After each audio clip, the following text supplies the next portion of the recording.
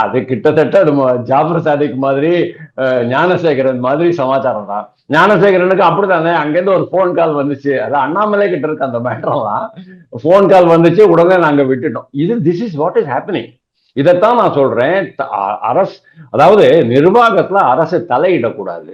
அதாவது ஒரு துறை சார்ந்த நிர்வாகம் நடந்துட்டு இருக்கும் போது ஒவ்வொரு துறையிலையும் டிஎம்கே காரன் போயிட்டு தலையை நுழைச்சான்னு சொன்னா இதுதான் நடக்கும். எப்படி 11 மணிக்கு நாங்க பதவி ஏற்றுக்குவோம், 11:05 நீங்க போய் மணல் அள்ளிக்கங்க அப்படின்னு சொன்னாரு பாத்தீங்களா? அதுக்கு யாராவது வந்து தடுத்தாங்கன்னு சொன்னா எங்கிட்ட சொல்ல, நான் பாத்துக்கிறேன் அப்படின்னு ஒரு மினிஸ்டர் சொல்றாரு சொன்னா அந்த ஆளு மினிஸ்டராக இருக்க லாய்க்கு கிடையாது.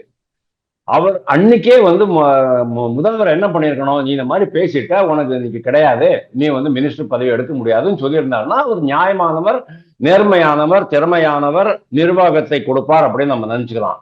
ஆனா அதே செந்தில் பாலாஜிக்கு முக்கியமான போஸ்ட் 2-3 பெரிய பெரிய துறைகளை போட்டு கொடுத்து அலங்கரிச்சாரு, அழகு பார்த்துக்கிட்டு இருந்தாரு அவரு.